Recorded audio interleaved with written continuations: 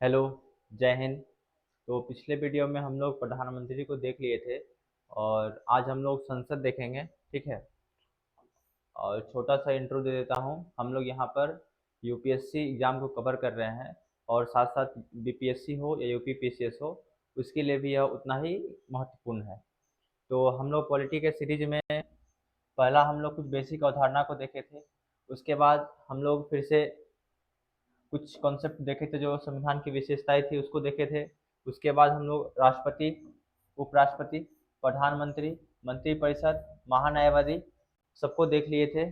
और आज हम लोग संसद देखेंगे। ठीक है। तो संसद में आपके एग्जाम के अकॉर्डिंग कौन सा जो है सबसे अच्छा जो पीटी और मेंस के लिए रहेगा, उस प्रकार का नोट्स है। तो चलिए स्टार्ट करते हैं। और इसमें आप लोग, मैं जो पढ़ूंगा और जो समझाऊंगा उसको आप लोग 2-3 बार देख लीजिएगा। आपका जो सवाल है वो इन्हीं में से आएगा। बस क्या रहेगा, थोड़ा शब्दों का जो मतलब हेर फेर रहता है। ठीक है। चलिए स्टार्ट करते हैं। यहाँ पर बताया गया है संसद में कि प्रत्येक देश की एक विधायिका होती है जिसका मुख्य कार्य कानून मतलब विधि का निर्माण करना है। अमेरिका में विधायिका को कांग्रेस, ब्रिटेन में संसद और जापान में डायट तथा भारत में क्या कहता है कि विधायिका को संसद के नाम से पुकारा जाता है। यहाँ देखिए जो देखिए अमेरिका में जो है वो विधायिका को क्या कहा जाता है, तो कांग्रेस कहा जाता है। ब्रिटेन में संसद, ठीक है। जापान में लिखा है डायट यहाँ पर। उसके बाद भारत में विधायिका को क्या कहता है, संसद के नाम से पुकारा जाता है। फिर देखिए संसद केंद्र सरकार का विधायी अंग है। संसदीय प्रणाली लिखा है ना, संसद केंद्र सरकार का विधायी अंग है। संसदीय प्रणाली जिसे सरकार का वेस्टमिंस्टर मॉडल कहते हैं। ठीक है। फिर लिखा है इसमें क्या है कि अपनाने के कारण, ठीक है, इस जो ये वेस्टमिंस्टर मॉडल जो है इसको अपनाने के कारण लिखा गया है कि भारतीय लोकतांत्रिक व्यवस्था में संसद एक विशिष्ट क्या लिखा है, केंद्रीय स्थान रखती है। संविधान के भाग 5 के अंतर्गत आर्टिकल 79 से 122 में संसद के गठन, संरचना, अवधि, अधिकारों, प्रक्रिया, विशेषाधिकार व शक्ति आदि के बारे में क्या किया गया है, वर्णन किया गया है। अब देखिए यहाँ पर भारतीय संविधान का अनुच्छेद आर्टिकल 39 कहता है कि संसद के 3 अंग, जिनमें पहला होता है वो होता है राष्ट्रपति, दूसरा है राज्यसभा, तीसरा है लोकसभा। ठीक है। अब देखिए इसमें जो पहला है राष्ट्रपति, इसमें बताया गया है कि राष्ट्रपति जो होता है इसका मतलब लिखा ना कि प्रेसिडेंटल इन पार्लियामेंट का अर्थ होता है संसद में राष्ट्रपति होगा। लिखा है कि अर्थात राष्ट्रपति संसद का अंग होगा। यह अवधारणा ब्रिटेन से अपनाया गया है। अगर पूछा जाएगा कि जो ये अवधारणा कहाँ से अपनाया गया है, आप ध्यान रखिएगा कि यह अवधारणा ब्रिटेन से अपनाया गया है। ब्रिटेन में क्या होता है कि क्राउन इन पार्लियामेंट है। ठीक है। ब्रिटेन में क्या है, क्राउन इन पार्लियामेंट है। वहाँ क्राउन संसद का अंग होता है। ठीक है। नोट करने वाली बात यहाँ पर यह है कि भारत का राष्ट्रपति संसद के किसी भी सदन का सदस्य नहीं होता है। ठीक है। जो भारत का राष्ट्रपति है वो संसद के किसी भी सदन का सदस्य नहीं होता है। अब देखिए राज्यसभा के बारे में।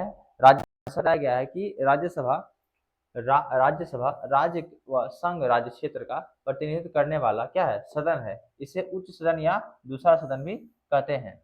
अब लोकसभा है, हाउस ऑफ पीपल। यहाँ पर लिखा गया है कि यह संपूर्ण रूप से क्या है, भारत के लोगों का प्रतिनिधित्व करती है। ठीक है। ये क्या करती है, संपूर्ण रूप से भारत के लोगों का प्रतिनिधित्व करती है। इसे निम्न सदन या पहला सदन कहते हैं।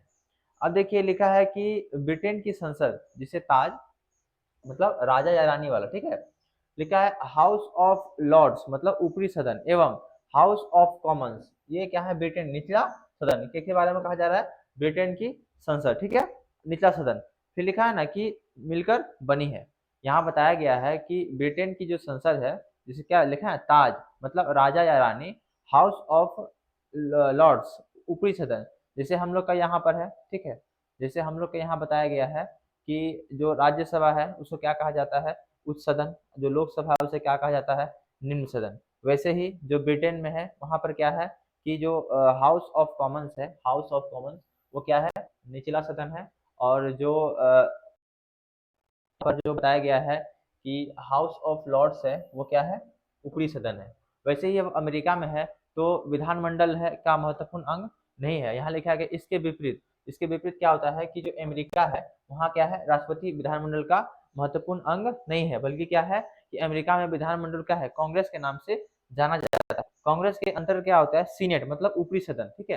अमेरिका में क्या होता है कि जो सीनेट है क्या है, वो ऊपरी सदन, और हाउस रिप्रेजेंटेटिव है वो क्या है, निचला सदन है। ये कहाँ पर है बात हो रही है, ये अमेरिका की बात हो रही है। और यहाँ पर जो संसद ब्रिटेन में क्या कहा गया था कि हाउस ऑफ लॉर्ड्स और हाउस ऑफ कॉमन्स, ये क्या है, हाउस ऑफ लॉर्ड्स है वो क्या है, ऊपरी सदन है, और हाउस हाउस ऑफ कॉमन्स क्या है, निचला सदन है। और भारत में क्या है कि राज्यसभा है, ये क्या है, उच्च सदन है, और लोकसभा क्या है, निम्न सदन है। सेम इस प्रकार से ब्रिटेन बताया गया है।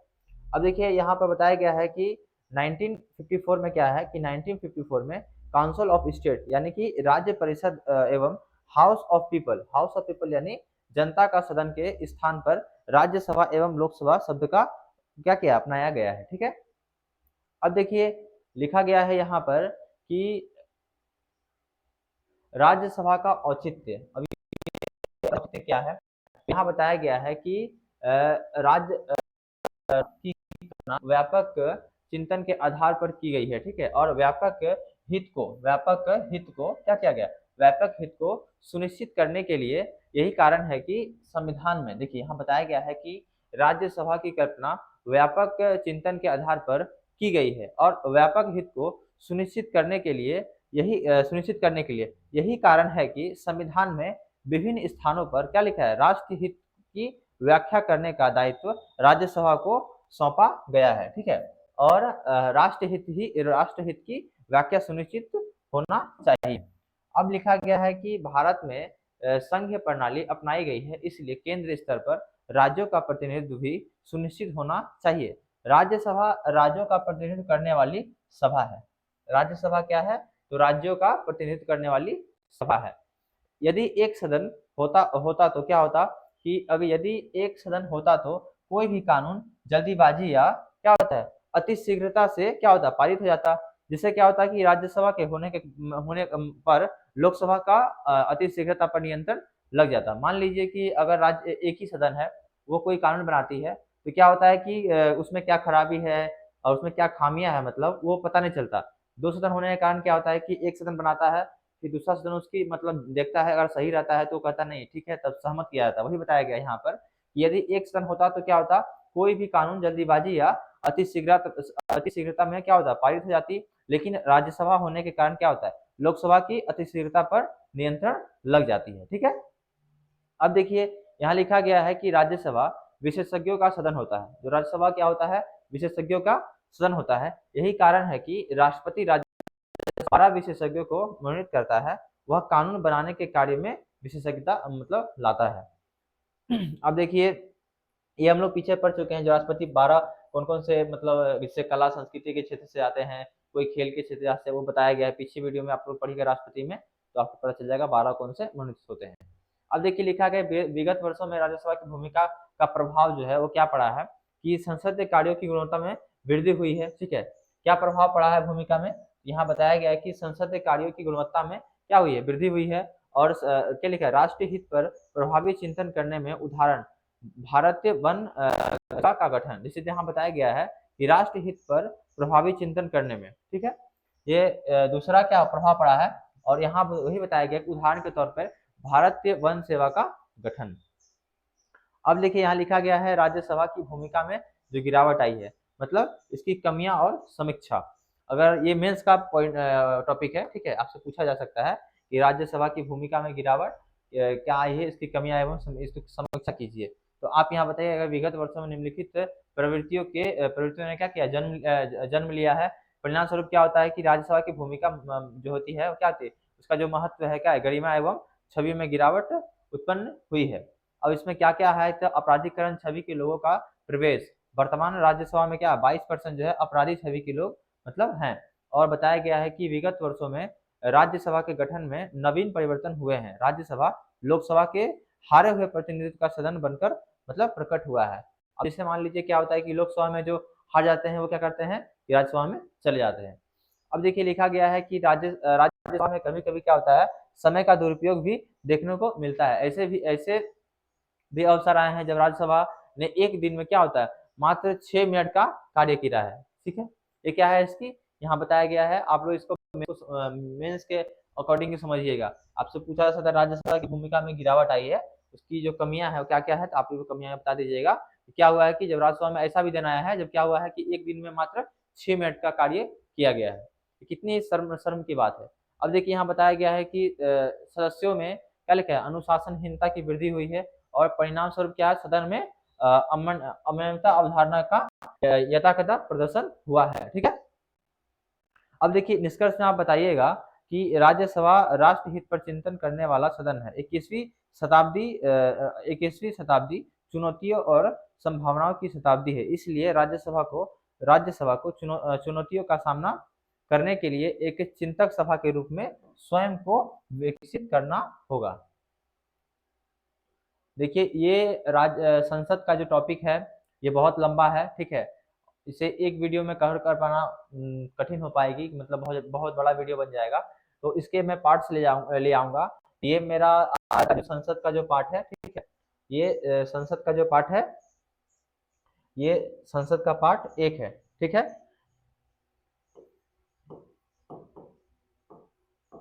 ये संसद का जो भाग है, पार्ट मतलब ये पार्ट 1 है। इसके कम से कम मैं बोल नहीं सकता, लेकिन कम से कम 5 या 6 पार्ट तो आएंगे। ठीक है, 5-6 पार्ट आ सकते हैं। तो आज का जो है मैं यही छोड़ता हूँ। नेक्स्ट वीडियो में मैं आपको इसके जो बचे हुए भाग हैं, उसमें लोकसभा और राज्यसभा का, ठीक है, उसमें हम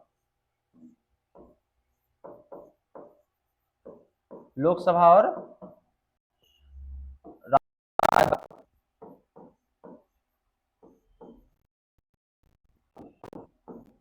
जो अंतर है, ठीक है, उसका जो अंतर है देखेंगे।